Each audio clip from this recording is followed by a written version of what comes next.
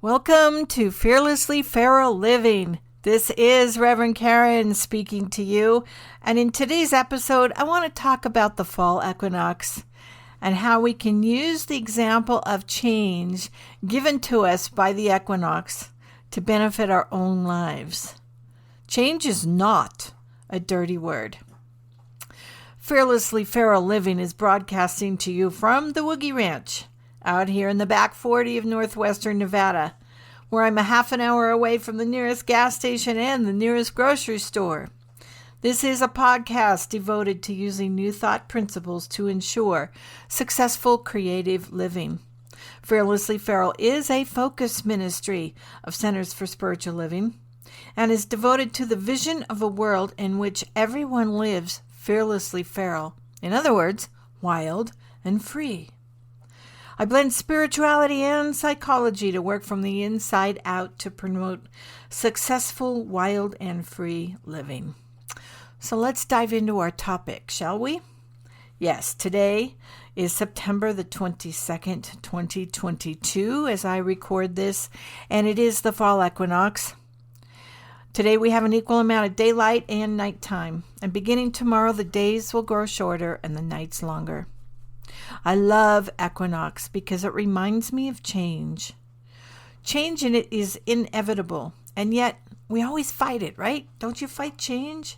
I know sometimes I do, not so much anymore, but I used to fight it a lot more than I do now. I'm not sure why that is, because in my experience, every change that has ever happened in my life has ultimately been for my highest good. Today, I've learned that change is good. It's not a dirty word. Today, I advocate change. I advocate it on a personal level as well as on a global level. I particularly advocate change when what we've been doing is not working. And on both a personal and a global level, when what we are doing is not working, the place to begin to change is not outside of ourselves, but inside. We don't start out there by changing our circumstances or our jobs or our location or our relationship status. We don't start there with change.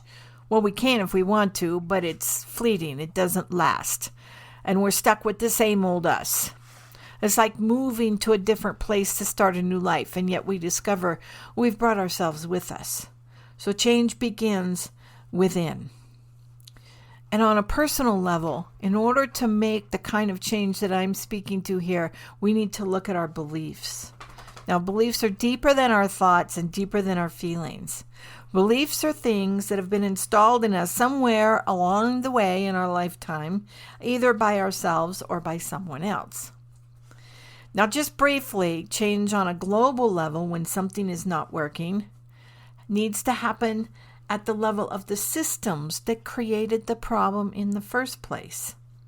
Just like beliefs create in our personal lives, so do they create in our global lives. Those beliefs collectively create systems that create the problems. Here's an example. Simplistic, very simplistic, because I'm not talking about the global level today, but I just wanted to illustrate this. Climate change is a very real problem. It's been created by many factors: overpopulation, indiscriminate use of resources, making too big of a carbon footprint. But all of those things were created by one basic belief that is systemic. In other words, entire populations of people believe this. And this belief is that we as human beings have dominion over everything else. Whatever it is, we can control it. We can build it. We can build dams. We can block things up. We can open things up. We can control it. We're in charge. We have dominion. Now, that's not really true, not really accurate, but many people believe it anyway. Charles Fillmore explains in his book, Dynamics for Living, that dominion is really about control of our thoughts and our feelings. And when we control our thoughts and our feelings, and we learn what our thoughts and our feelings are, we become one with that thing called source. And when we are one with that, we're one with everything else. And when we're one with everything else, we are not going to want to destroy the land upon which we live. because in so doing, we destroy ourselves in a way. So again, that's a very simplified view of it, but it helps to know that this thing works on a global as well as a personal level. So, back to the beliefs. Here's some examples of beliefs. Money doesn't grow on trees. Haven't you heard your parents say that 1,000,000 times? Well, money doesn't grow on trees, you know. That's a belief. And if they say it enough, and if we say that often enough to ourselves, guess what? We believe that. Now, what does that say about our belief system? What does that say about our abundance level in our lives? What does that say about where money comes from? About where we think it comes from? These are all good things to look at and know about ourselves. Here's another belief. This one's kind of cynical, but I've actually heard this one. Life is hard and then you die. Oh my God. I've heard people actually say this. Any day above ground is a good day. Really? Is that all you want from life, is just to be above ground? That's it? That's all you want? No, my expectations are a lot a lot higher than that. Much higher. Here's another one. It's natural to have health problems as we age in life. Now, who told us that? I know who told me that. Medical industry told me that. Society told me that. My parents didn't tell me that. Ernest Holmes doesn't tell us that. We get to decide whether or not that's a truth for us or not. We get to decide if that's something we believe in. So here's a nice little story, an illustration about how much a belief can affect us in our lives. It's a simple thing, but I think it might help explain how beliefs can affect us in our lives. And yes, I have doggies playing in the background. Just go with it. I do. There's nothing else I can do about it. So, there's a family that had a practice. And whenever they got together and they cooked a roast,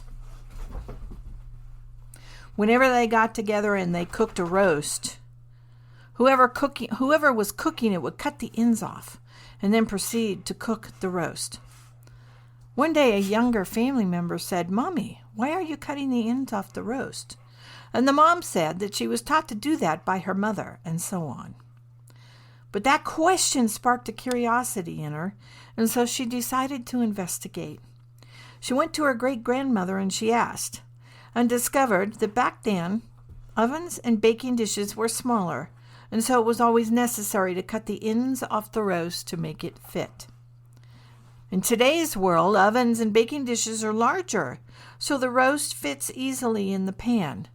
There's no need to cut off the ends. Just like that, she changed her belief and she never cut off the ends of a roast ever again. Now, how did she go about changing that belief? She had curiosity. She wanted to know where it came from. She wanted to know what the reason was for it. And when she discovered that the reason for it was no longer applicable, she changed it just like that. And we can change our beliefs just like that, simply by being curious and investigating the belief.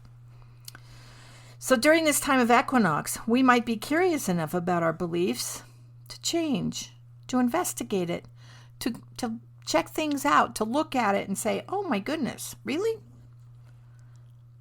So if we've got a belief that change is bad, we can look at that. If we think bad things always happen with change, we can look at that. If we think change is difficult, we can look at that. There might be some healing work that needs to be done. Or maybe change makes us anxious. During this time when the weather's starting to change and temperatures are getting a little cooler and the days are getting shorter, we might start worrying about what winter's going to bring.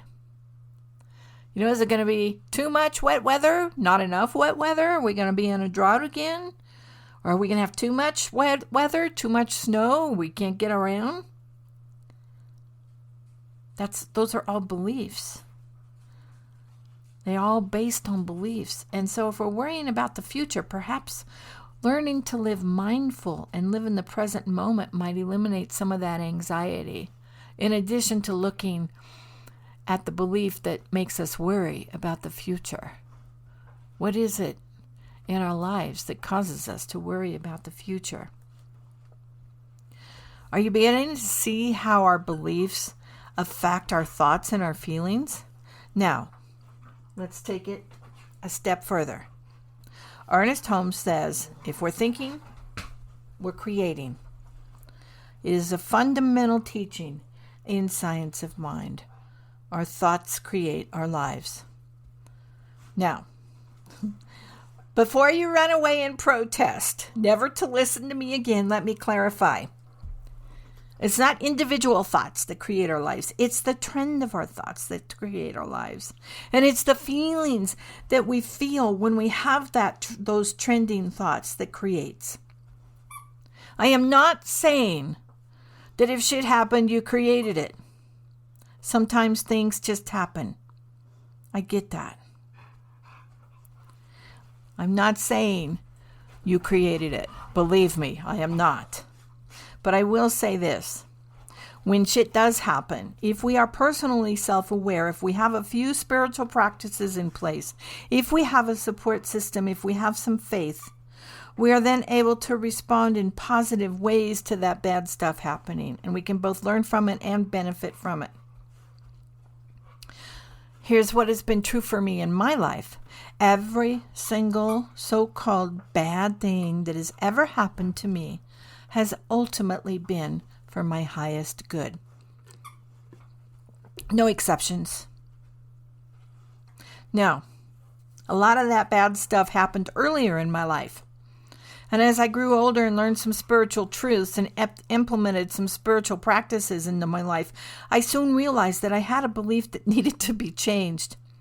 Because I believed that in order for me to experience good, I had to first experience bad. When I had that realization, I had to sit back and kind of have a good laugh at myself because, oh my God, really? I can't get good unless I first have bad?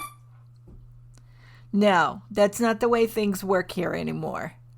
I can experience good just because I'm worth it. Just like that. I changed that belief. And the belief is now I am worthy of good in my life. Period.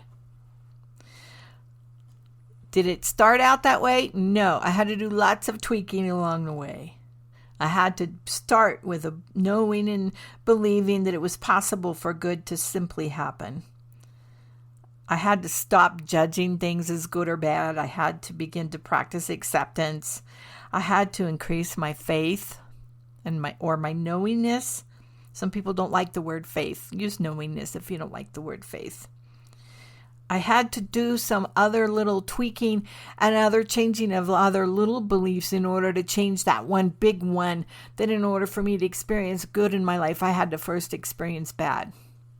So, however we get to the ultimate changing of the belief, then we do that. We get there. And we use all the spiritual tools available to us to get there.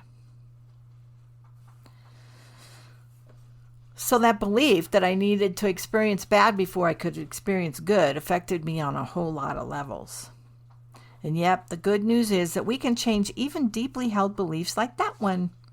We can change beliefs that affect a whole lot of other beliefs. Here's another example of how beliefs can affect us in our lives. My first marriage, I was married to a man who was an absolutely charismatic, intelligent, beautiful man. He was awesome. Like me, he was a sober alcoholic in recovery. And we had a conversation one day. We were walking along the beach, and we were having a conversation about whether or not people could change at deep fundamental levels. And because I had already experienced that change at a deep fundamental level, I knew that it was possible to make that kind of change in our lives. He, however, did not believe it was possible. And he never did grow to believe that it was possible. Now, he had an opinion of himself that he was not worthy of good. He wasn't worthy. He was shame-based.